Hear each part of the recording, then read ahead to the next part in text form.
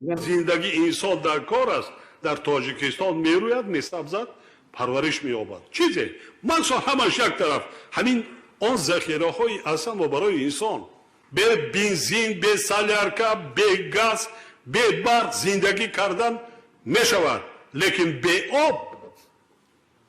آب چی میشود؟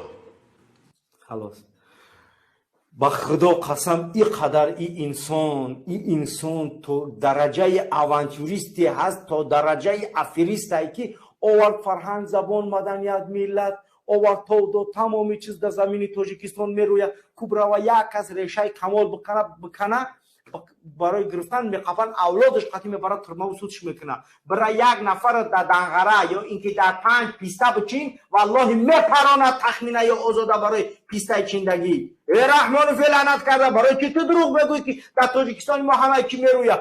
آیا همه چی میرویه؟ برای اویله تو میرویه، برای ملت تاجیک نمیرویه اون چیز. بعد میگردی میگوی که ما در زمین بنزین هیچ سویت در کار نیست، همه آب بوشا بسه پدنالت. ما اگر ترا بریم دیگه مونیمت به یگون چیز دمیاج بگیریم برای مونیمت در پیش دست تکون او مونیم تو زندگی کرده میتونی شکرونه گفته میتونی با اون یه تکون او در پیش برای مونیم.